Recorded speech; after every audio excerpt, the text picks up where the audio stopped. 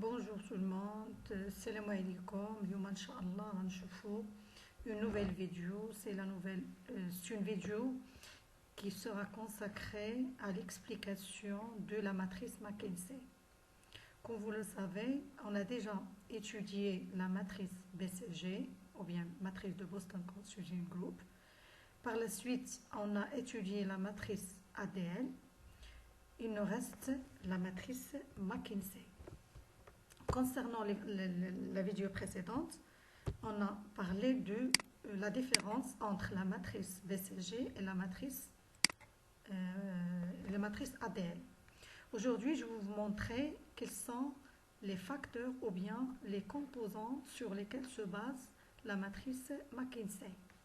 Donc, l'appellation Mackenzie vient du cabinet de conseil Mackenzie qui a élaboré cette matrice. Au départ, elle a été élaborée pour aider le client du cabinet, qui est le client qui est General Electric, pour l'aider à gérer son portefeuille d'activités qui est particulièrement diversifié, c'est-à-dire qu'il y a plusieurs DAS ou bien plusieurs domaines d'activité stratégiques. Cette matrice est très exhaustive, c'est-à-dire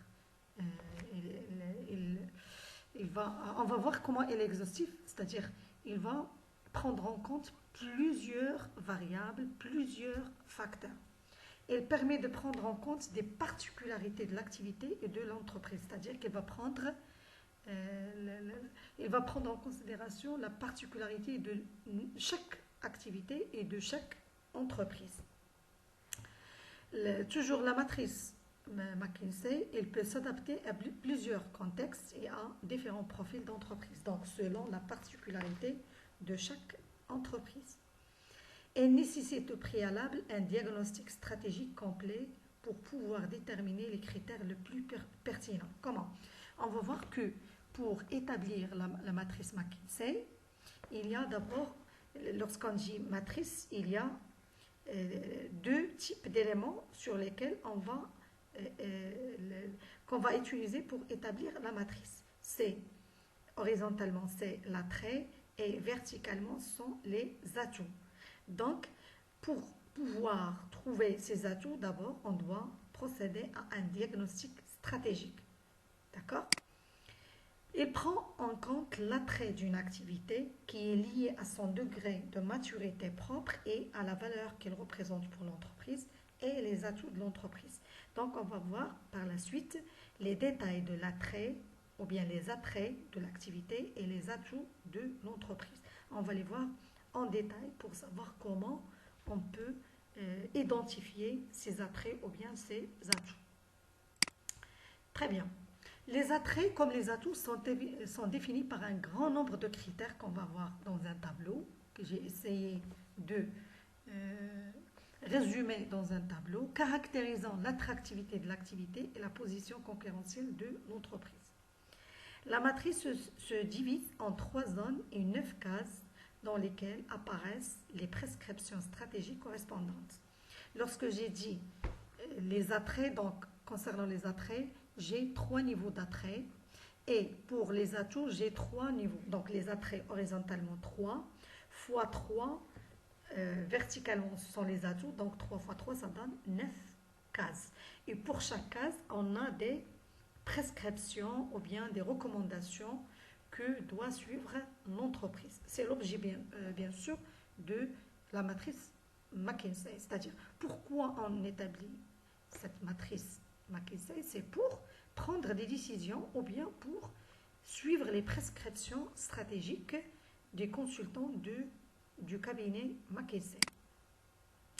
Donc, quel est l'objectif de la matrice Mackenzie?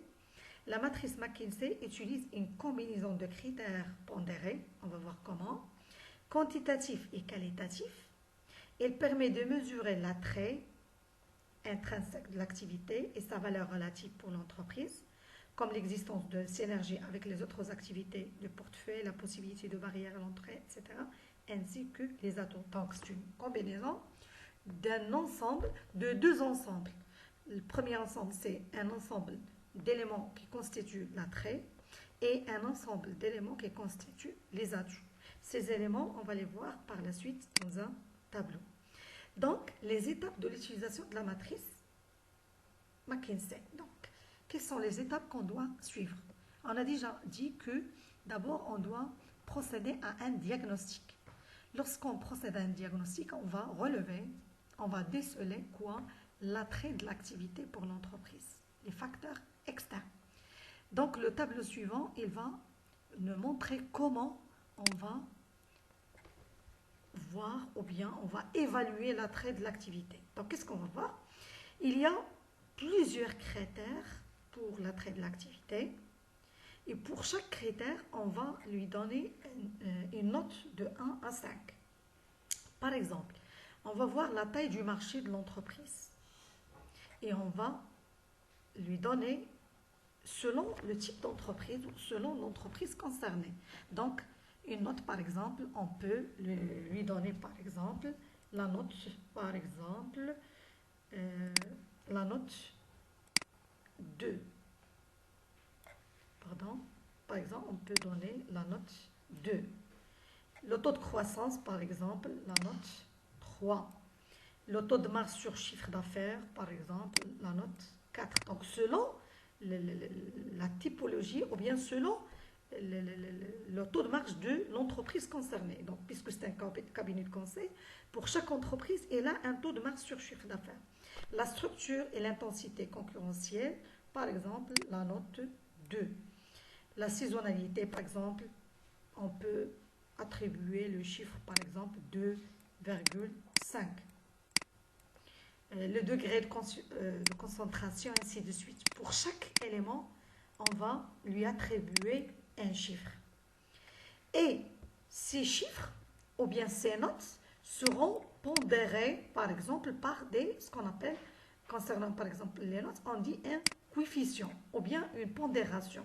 Ce coefficient, selon l'importance de chaque élément pour l'attrait de l'activité.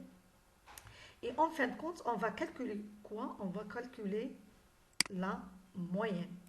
Par exemple, en procédant à une pondération, note fois coefficient, la somme de note fois coefficient, ça va nous donner un chiffre qu'on va diviser par la somme des coefficients, ça va nous donner une note moyenne, par exemple, c'est 4. C'est un exemple. Très bien. De la même façon, on a donné une note, on a qualifié, on a caractérisé l'attrait. De la même façon, la deuxième étape, on va voir les atouts de l'entreprise ou bien les facteurs internes. Donc, qualité de produit, par exemple, je peux donner la note 4. Position technologique, la note 3. Toujours fois la pondération, et ainsi de suite, et je vais calculer une note moyenne. Donc, première étape, l'attrait ou bien les facteurs externes, les atouts ou bien les facteurs internes. Très bien. Une note de 1 à 5 est également attribuée à la position concurrentielle de l'entreprise en pondérant les critères retenus. La pondération est très importante. Par exemple, là, je vais le dire en arabe.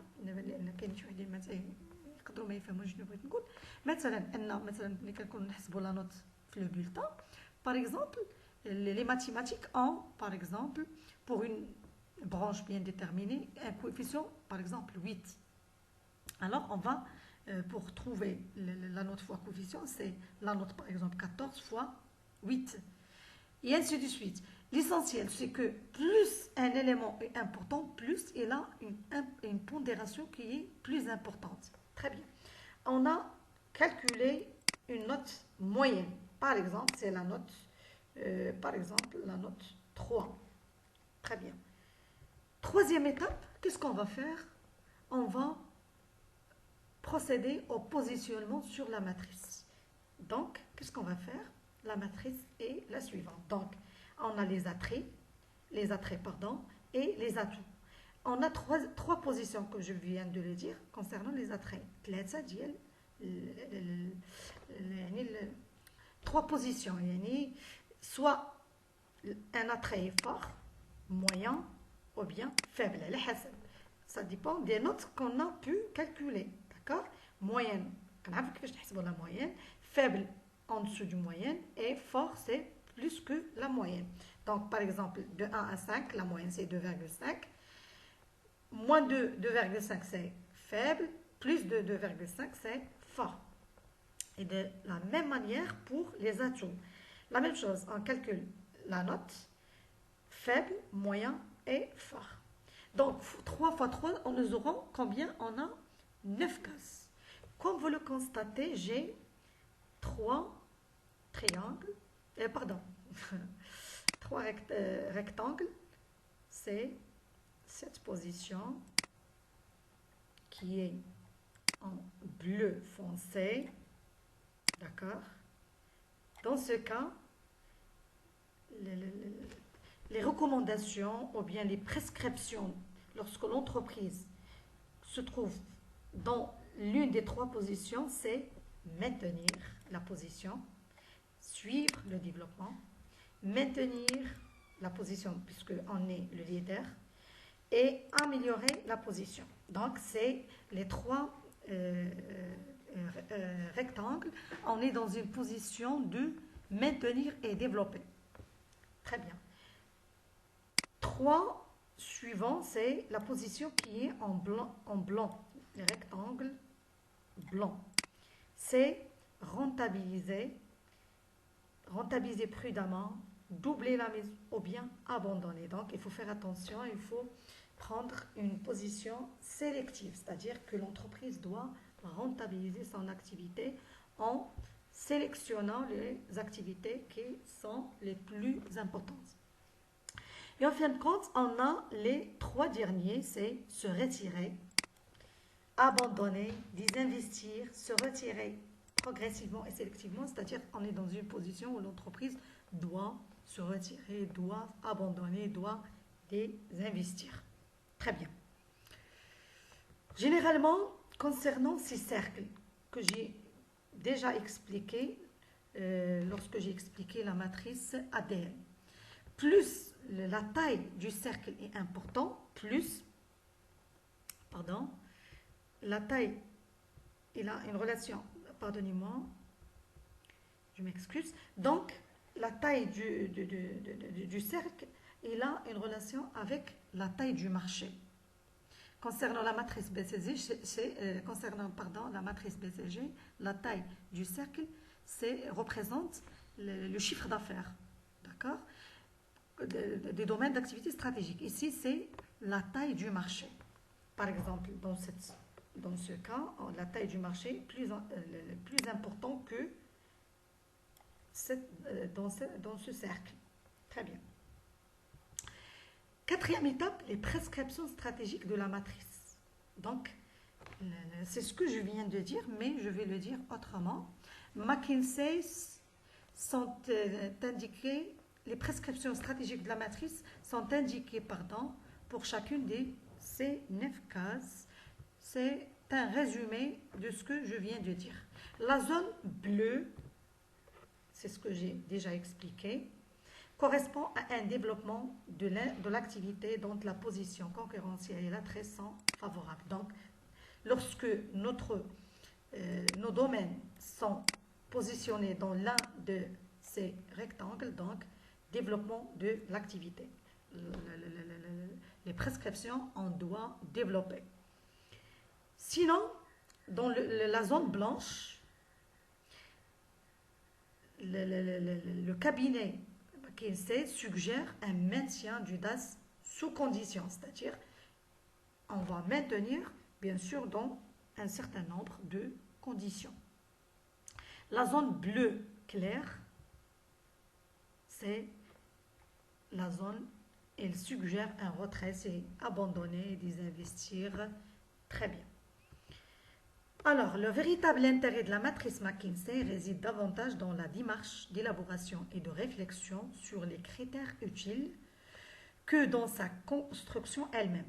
Pour cette matrice, les DAS peuvent être représentés par des cercles indiquant, que je viens de dire quoi, la taille du marché et la part de marché du DAS. Le BCG, on a parlé de le volume du chiffre d'affaires, ou bien c'est le chiffre d'affaires. Ici, c'est la taille plus la taille. Par exemple, plus la taille du chiffre du marché est importante, plus la taille du cercle est importante. Très bien. Alors, comme je viens de faire concernant la matrice BCG et ADL, donc cette matrice, elle a des avantages. D'abord, elle est la plus élaborée des trois matrices classiques. D'accord? Elle permet de prendre en compte les synergies entre les DAS. Donc, grâce à cette matrice et aux critères qui sont très variés, on peut prendre en compte les synergies entre les DAS.